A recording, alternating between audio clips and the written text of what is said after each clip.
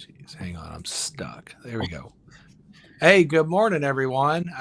So welcome to another edition of Believe in Serverless live stream. So this morning we've got Chris from Momento, who's developer experience and a fellow Rustation, and excited to talk to us about gRPC. And say hello to Chris and enjoy the goodness he's going to bring to us.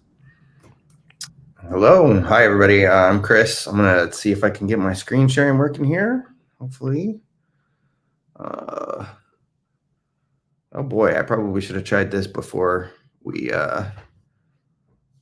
started. Sorry. It looks like I got to give it some kind of permission real quick. Yeah, you may have to jump. If you're on a Mac, they may ask you to jump back on. Yeah, sorry about that. You're fine. Oh, there you go. Is it sharing? Can you see that? Well, Ben, you disappeared. But I see my screen now, so I'm going to assume that this is working, and I'll go ahead and get going here. So yeah, like I said, my name is Chris. One of the things that you will learn if you haven't seen me give a talk before, one of the things you'll learn in this talk is that I'm a big dork. Hopefully you will also learn some cool stuff about gRPC and serverless. But we'll start with the dork part. Just a little behind the scenes here. For some reason, whenever I start putting together slides for a talk, I'm always tempted to go find the dorkiest like slide template that I possibly can. And so for this talk, we're going to be talking about speed and performance. So I found this cool high speed motion template. And sometimes their like default text is just cracks me up. So I decided to include this slide for your viewing pleasure. But now we'll get on with the actual talk. So gRPC, gregarious RPC. We're going to be talking about how gRPC fits into the serverless picture. And you're probably asking, why did he call it gregarious RPC? Well, do you know what gRPC stands for? A lot of us think that it stands for Google RPC because it's a library open sourced by Google. The RPC part of it is actually pretty straightforward. Most of us probably guessed that it stands for remote procedure call. The G part, do people know what that stands for? Well, Google likes to be kind of silly about this and claim that it doesn't actually stand for Google. And they have this funny page in the GitHub repo for the gRPC library where they change the definition of the G for every single release of gRPC. So currently, it stands for grateful. So today we're going to be talking about grateful RPC, or without further ado, let's talk about glockenspiel RPC. Whoa, this is another default slide from the template that I thought was worth including. Whoa. Okay, so like I said, my name is Chris Price. I'm the head of the developer ecosystem team at Momento. At Momento, we build a lot of serverless products, mostly caching and PubSub products. And we use gRPC as a core part of our tech stack. It's the main protocol that we use to talk between clients and servers. So I've had a lot of experience working with it, especially on the client side in the last couple of years. So today I wanted to kind of talk about some learnings from that, as well as like how it kind of plays with the serverless world overall. Okay, so we'll start off with what is gRPC. If you've never used it before or never dug into the internals of it before, I think of it as a kind of a combination of three different tools or technologies. One is Protobuf, which is another open source library from Google. It has to do with serialization. We'll talk about that more in a minute. The second one is client server code generation. And the third one is the HTTP2 protocol, as opposed to the more widely used HTTP1 protocol. So we'll dig into Protobuf first. What is Protobuf? Protobuf is a library open sourced by Google. It stands for protocol buffers. And it's basically just a serialization and deserialization library. So what are some of its traits? One is it's a binary serialization format. So you can use it to transfer data between different computers, between different clients and servers, in place of something like JSON that you might be using, or XML or something like that. Some advantages that it offers The main one is that the payload sizes can be much smaller because it's a binary serialization format, and it gets rid of a lot of the cruft or like unnecessary bytes that would normally appear in like a JSON payload. It has a more compact data representation. For example, it doesn't have to include the field names in the payload. So for example, when you're sending a JSON payload across the wire, it's usually starts off with a big nested object or map that has a bunch of keys in it, and you have to repeat all of the keys over and over and over again if you have more than one object in there. With protobuf, both your client and your server are expected to know the protocol ahead of time, and so all you have to transfer across the wire is the values. You don't have to include the key names or the field names in the data that you're sending across the wire, and that in and of itself can be a really big reduction in the size of the payload. So the serialization and deserialization can be much faster.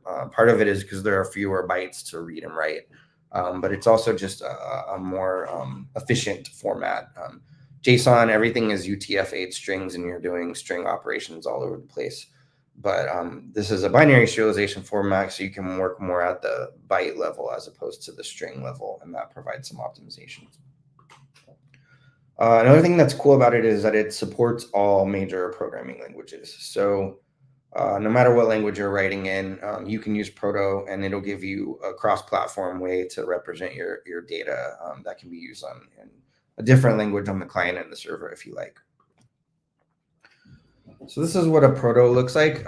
When you define your proto, you do it in a .proto file. And this is a really simple example of like a hello world proto, a service. So here we're saying that we have a greeter service. The server has one RPC called say hello. So this is basically an API available on this service. And this say hello API accepts a hello request argument as input and returns a hello reply argument as output. And then down here, you can see the definition of those hello requests and hello reply. So these message objects will map to classes in most programming languages. And you can add as many fields as you need to. The fields are strongly typed here. So they'll have a data type like string or integer or a list or a dictionary, those kinds of things. So this gives it's a pretty compact DSL or language format for defining these protos. It doesn't have a whole lot of bells and whistles and doesn't really need them. But it gives you the ability for both the server and the client to know everything they need to know about the shape of the data you're going to be moving around. We won't go into this too much, but this is a cool graphic I got from Martin Freeman's slide that kind of gets into the internals of how the bytes are packed into a protobuf message. They can pack a lot of data into a single byte. Like they'll have like a field number and a data type packed into a single byte, and then another byte that's used to represent the length of this piece of data, and then the actual bytes of the data. So this can be packed down quite a bit more, especially for binary, for non-string fields like integers. You can really get down to the small number of bytes rather than having to represent them as a string as you would in JSON. So it can really be a lot more compact. This is another slide from the default template that I thought should be included. Awesome words. Then we'll talk about client and server generation. So the way that protobuf and gRPC work is when you have your proto file that defines what your gRPC service is going to look like and what all your input and output classes look like. You call this tool called proto-C, and it lets you tell it what language of code you want to produce, and then it can just go ahead and write out client and server code for whatever language you specified, or multiple languages if you specify more than one. And then, so it's got this client server code generated on the client side that just gives you like a class, like a client class that has a .say hello method on it that you can call, which will take care of all of the plumbing of serializing your data, sending it across the wire to the server, and then the server has the code for deserializing it. And then it kind of just gives you a stub where you actually implement the logic of the say hello world method on the server. And you don't have to worry about the serialization at all. You just kind of return the hello response object from your code that you write on the server side, and it handles everything else for you. There's other frameworks that provide this kind of like client server code generation functionality, but I found this to be one of the most like powerful and impressive ones that really does a good job of handling so many different programming languages in a compatible way. So then the third thing that we talked about, the third technology used by gRPC is HTTP2. And this is kind of where the most interesting stuff happens. What's cool about HTTP2? The biggest one, my favorite thing that I think is kind of the most important thing is request multiplexing. That allows you to send more than one request across the wire to the server at the same time. We'll talk about that more in a second. It's also more secure by default. It requires HTTPS, which is a nice win for security for your applications. It's got some other goodies like this go away message that you can use to indicate from the server that the client should disconnect from it. I'll talk about that more as well. And it enables gRPC streaming, which is one of the most powerful features of gRPC. We'll get to in a second. So let's dig into those things.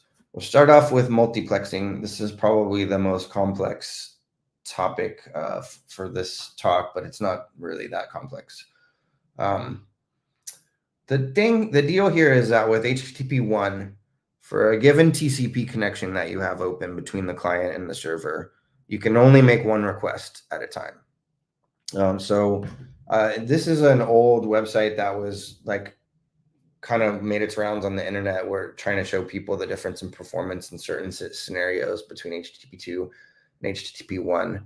And what's happening here is this big image that you're seeing is actually like, a couple hundred smaller square images. So you can imagine this being just like some HTML that has a whole bunch of image tags in it that when you stack up all these couple hundred images together, you get this larger picture. And so the browser is sitting here making requests to the server for each one of these little square images to put together. On the right-hand side with HTTP1, you can imagine if you have one TCP connection from the browser to the server, it's requesting each one of those square images one at a time. So it sends the request as giving me image one, then it sits there and waits for the server to send all the bytes for that back. And then it's like, okay, cool, give me image two. And there's a lot of like repetition and inefficiency in having to make these serial requests. You can make that situation a little bit better by opening more than one connection between the client and the server. So you can imagine then if you had 10 connections open between the client and the server, then you could request images number 1 through 10 at the same time. And whenever one of those comes in, you can reuse that connection to make the next image request, but you're still maxing out at the server handling 10 of these at a time. With HTTP2, you can multiplex multiple requests over a single TCP connection. It's a configurable limit, but most servers by default will default to 100. So that means I have one TCP connection open from the browser to the server. I can immediately just send it a request for 100 images. And then the server can start handling those as fast as it can. It can send the responses back to me in any order, and the browser will know which ones map to which requests. So we can have a lot more of this work in flight concurrently than we can without multiplexing.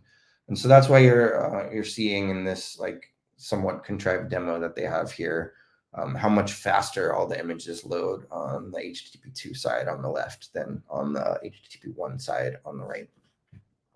So that's one of the like most powerful features of HTTP2, and it opens some doors for some cool things in gRPC. Another one that I thought was really powerful is they introduced a couple of new like metadata things that can go back and forth between the client and the server. And one of them that's really cool is called go away. So this allows the server, while it's sending a response back to a client, to attach this like go away frame on it. And what that's really useful for is like if you're doing a deployment on the server side of your application, you've got the web server up and running, handling requests. You need to deploy a new one and then drain the traffic off of the old one and move your clients over to the new one in order to complete your deployment. And you want to try to do that draining as gracefully as you can so that the clients are not abruptly getting cut off in the middle of a request and surfacing errors to your users. So there are some tricks that you could use to try to do that in the past, but this go away frame is like specifically intended for cases like that. And it allows you to, when you put your server into like a draining mode, it can attach this go away message to every single response that it's sending back to the clients. And then a well-behaved client, when it gets back the response and it sees that it has this go away message attached to it, will know that it should just go ahead and close the connection with that server right there and open a new connection. And presumably that new connection will go through the load balancer and get routed to one of your new nodes. And that just gives you a faster and more graceful way to allow the server to tell all the clients, hey, you guys need to move off of me because I'm going away. And that's a really powerful feature. I also mentioned gRPC streaming. This is a really cool thing that the HTTP2 protocol allows that was like a lot harder and hackier to pull off in HTTP1. And what it is like, instead of just following the typical request response model where you have a client sends one request to the server sends one response back, and that's kind of the end of that transaction.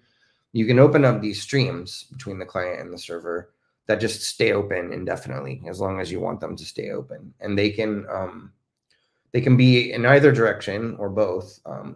And you can keep the streams open and just have the server send multiple like events or pieces of data across the stream to the client whenever the data becomes available, for as long as you want to keep the stream open. So it's a way of like broadcasting or sending like notifications back and forth between the client and the server without it being coupled to this like strict request response lifecycle.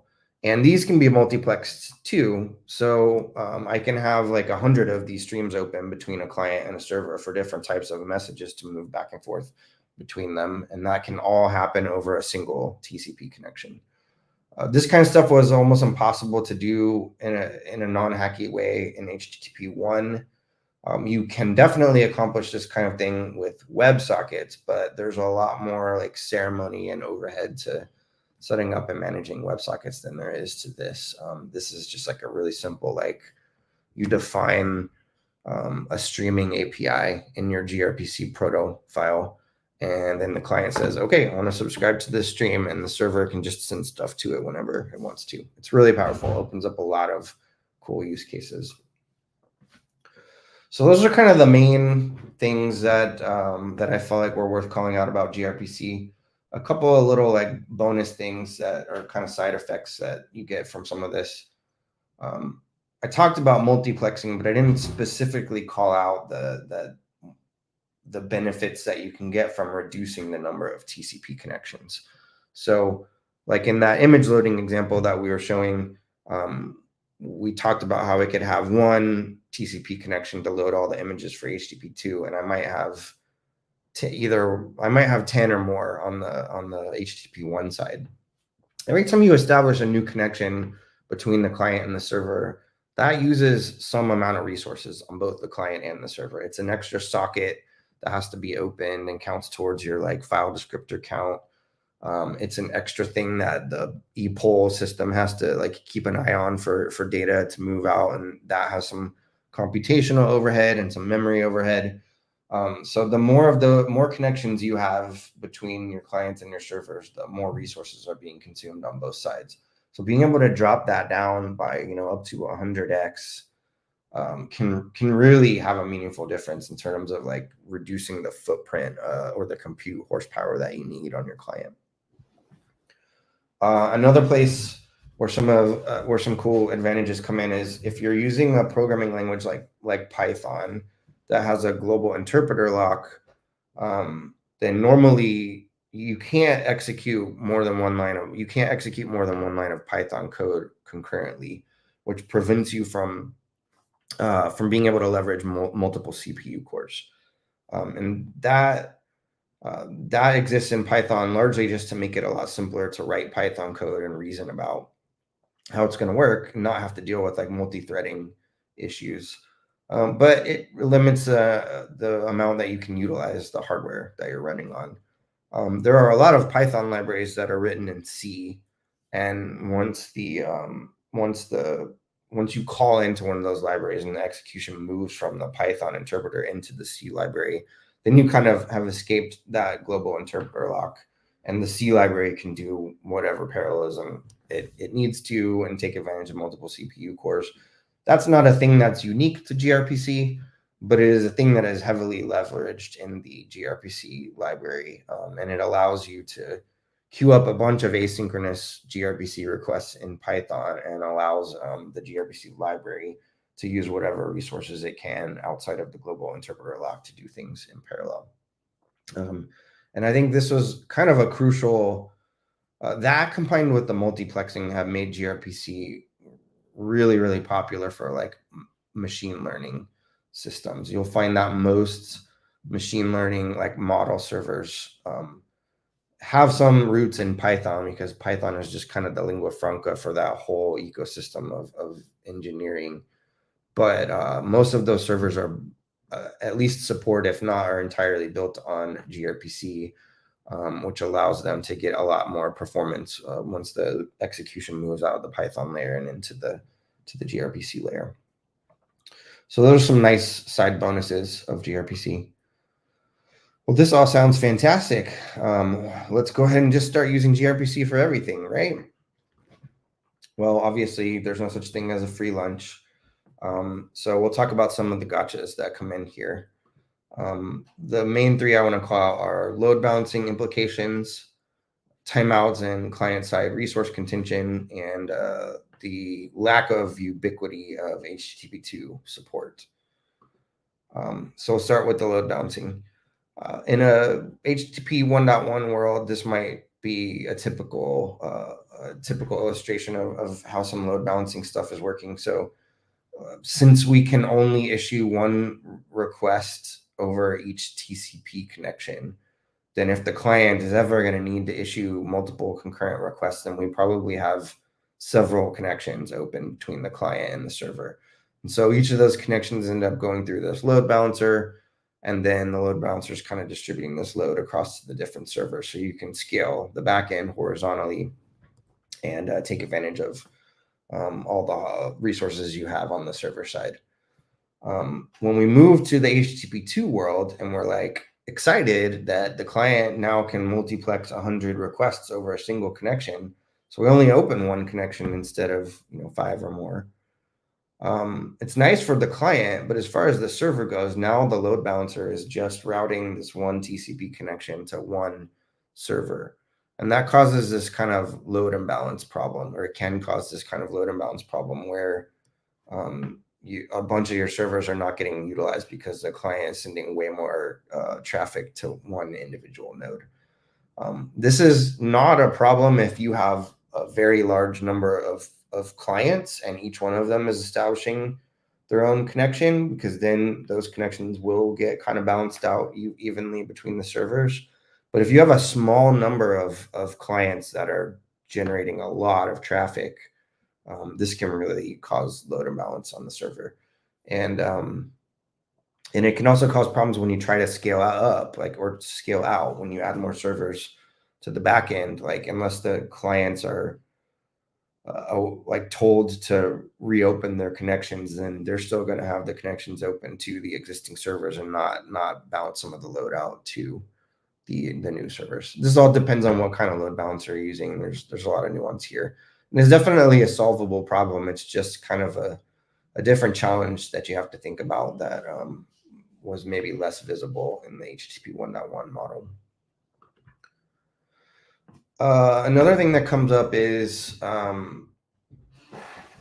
this is not specific to gRPC, but it's something that I've sort of encountered more commonly when working with gRPC. Probably because gRPC steers people way more towards async APIs than a lot of libraries that I had worked with in the past. And I think that's a general trend across the industry, that everyone's realized you get a lot more performance out of async APIs than old synchronous blocking stuff that we used to do. And so more and more libraries are moving to this model. It's not just gRPC, but like I said, it kind of hit me most evidently here.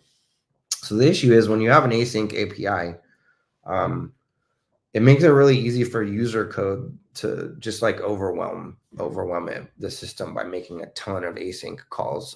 There's kind of no built-in back pressure to prevent people from doing that. With a synchronous API, the user was kind of limited by the number of threads that they spun up, and each one of those threads could make one synchronous API call and then was blocked waiting for the response. But with an asynchronous API, you can have one thread and you can have a for loop that runs 1,000,000 times, and each time through the loop, you just fire off a new async API call. And then after you get out of the for loop and you haven't blocked waiting for any of those responses, after you get out of the for loop, you can do a join where you're waiting for all those responses to come back in. And this is a really tempting way to write code when you're first starting to use async APIs. You're like, oh, I can just fire all these requests off at once, and we'll just let them all come back in. All the responses come back in whenever they come in. But in gRPC and probably many other async libraries, like there's some tricky things that can happen there.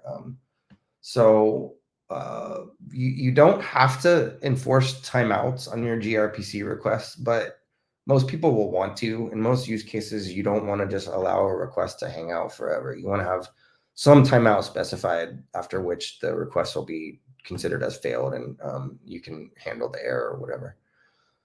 So in this system, so we have some user code. It just runs through a for loop and fires off 1,000 async API calls. And they all end up being instantiated as request objects in the gRPC layer, and they're all queued up. And for each one of those, now gRPC has started this timeout timer to determine whether the requests have completed in time. So then what happens after that? Well, let's say we have one channel open between the client and the server, and that channel can multiplex 100 requests. So the first 100 requests get onto the wire right away because there was space available in the channel. So those go through the rest of the gRPC engine and they end up on the server. And then the server responds to them.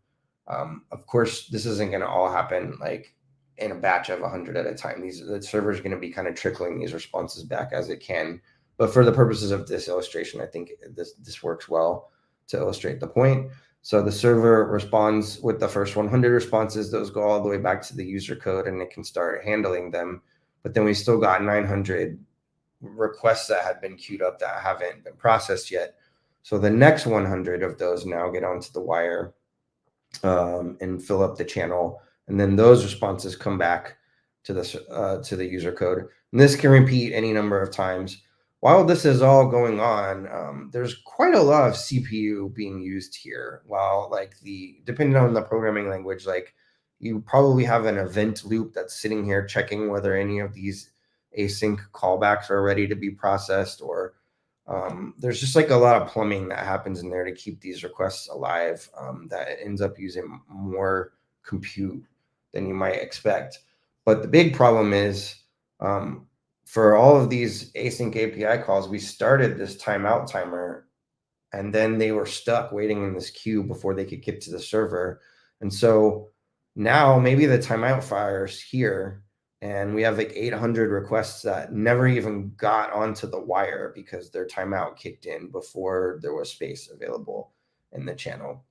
So this is kind of a pathological example, and obviously everything here depends on what you've set your timeouts to and what language you're using and a lot of other things. But this is a common pattern that we've seen happen. And so kind of forces you to think about like how to prevent your users from entering into this somewhat pathological situation where they're just dumping a bunch of async requests onto the queue at the same time. So you may have to do something like put in some kind of concurrency limiting up front that blocks more than a certain amount of requests from getting through this layer at the same time, or be really communicative about how your timeouts work and what your users should expect from them. So that was a little bit of a gotcha that we've been learning about. The other gotcha that I was going to call out was HTTP2 support. It's surprisingly not ubiquitous. even though this standard has been around for, I want to say like 10 years now, and HTTP3 is already a standard and is supported in a bunch of browsers, but there's still a lot of clients out there that do not support HTTP2 yet. Some browsers, a lot of edge function runtimes don't support it. And so that can be tricky. If those are your target platforms and you want to use gRPC, it can make things a little bit tricky. At least a partial solution to this is available in a library called gRPC Web, which allows most gRPC features to work over HTTP1. The main things that it's missing is that in terms of streaming, it only supports server to client streaming. You can't do bidirectional or client to server streaming. For most applications that you're going to be running on in these kinds of environments, the server to client streaming is the main one that you want or need anyway. So it still works out pretty well most of the time, but it is a little gotcha. Okay. So far I've only talked about gRPC stuff. I'm going to wrap things up here by kind of talking about how this maps to the serverless world. So as you probably gleaned from the talk, a lot of the benefits that I've been describing here are most relevant in like server side, high performance, high throughput kind of use cases, which if you are a builder who's building a serverless product for other people to consume, this is a great option and can really open some doors for what you can offer to your users. But if you're a consumer, if you're a serverless consumer trying to build your own applications on top of existing serverless products, then there's some of the stuff that gRPC offers is probably not of tremendous value to you.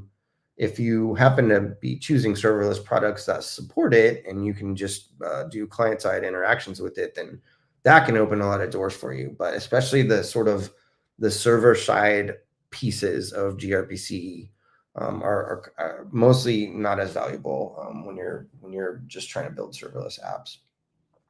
To dig into that a little bit more, I'll talk about some edge cases that we've run into when trying to do gRPC things on AWS Lambda. So the one like big showstopper is API Gateway does not support HTTP2 routing to a Lambda backend.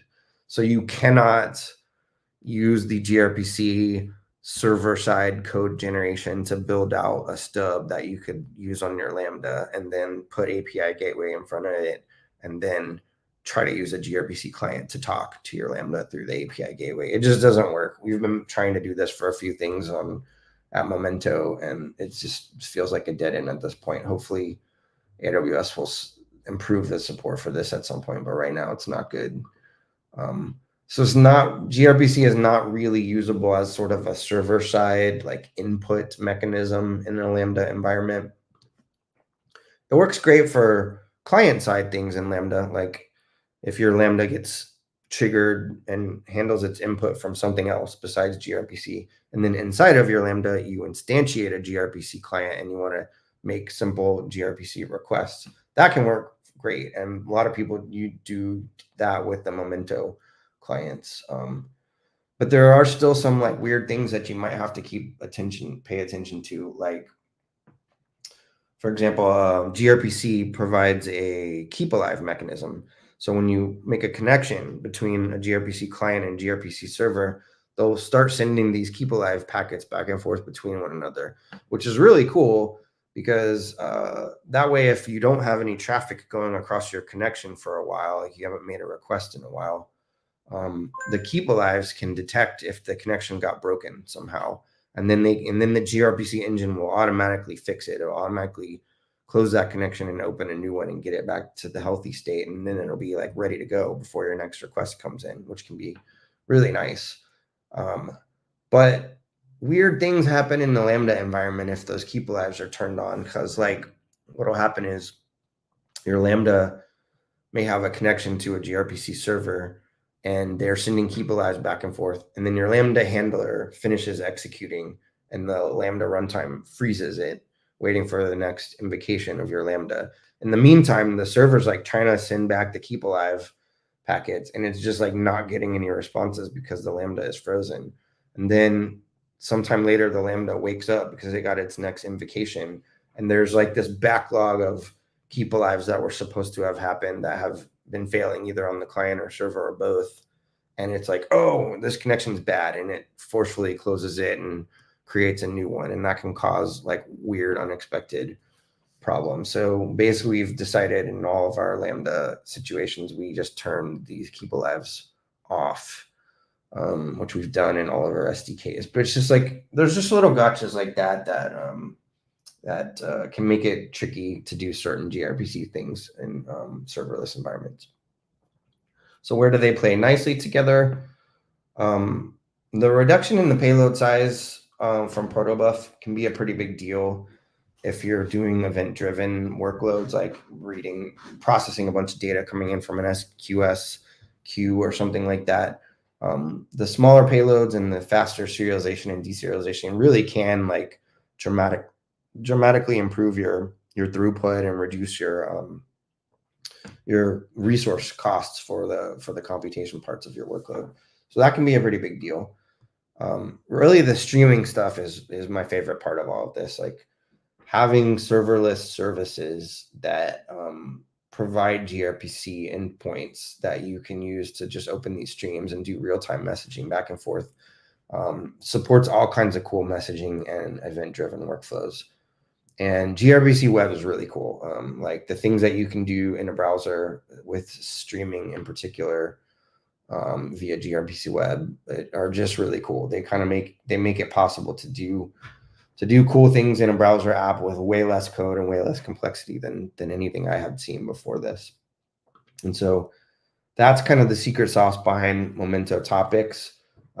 This is not a plug for Momento, but it just really is a thing that stands out to me as like a big value proposition of gRPC, is that we've built our topic stuff so that we have these serverless gRPC endpoints, and you can write like 10 lines of code in your browser that just connects to a Momento topic and starts sending messages to it. And then another browser can have 10 lines of code that subscribe to that gRPC endpoint and start receiving data from the stream. And like you can do really cool messaging and notification stuff between two browsers with like very little code and zero infrastructure that you have to manage. And I think that's just a great like case study for how gRPC can fit nicely into the serverless ecosystem. So that's my talk. I hope that besides learning that I'm a dork, that you also learned some useful stuff about gRPC and serverless. And I don't know how this streaming app that we're using here works, but if there's anyone on that wants to ask any questions, I'd definitely be happy to chat about it for a few minutes. So yeah, that was awesome. Thanks so much, Chris. Learned a ton. Usually if we've got some questions, they'll come in over on the right side in the chat. But I guess to maybe start it off, how did you get started with gRPC? Was it something that you came to Momento with experience in, or what was the transition like from kind of HTTP 1 to a more modern approach? Yeah, so for me, it was maybe a little bit circuitous. I actually learned about gRPC for the first time when I was at a previous job, when I was working on some ML stuff. I was working on benchmarking some like machine learning, like image processing models. And I noticed that the servers were using this gRPC protocol that I had never heard of before.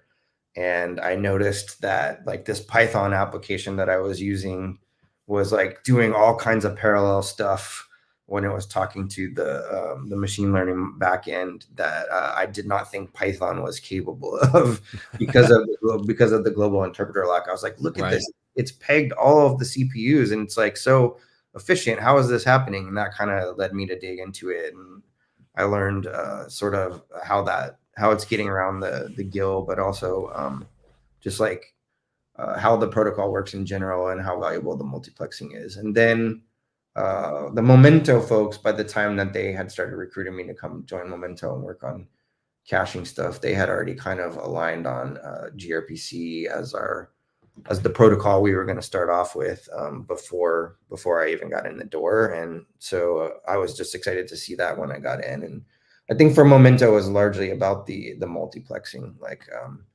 the ability to move so much more data back and forth across a single TCP connection is really, it really just like opens the door for doing a lot more with an individual server on the back end than what you can do if you have to have one connection open for every request that's going on.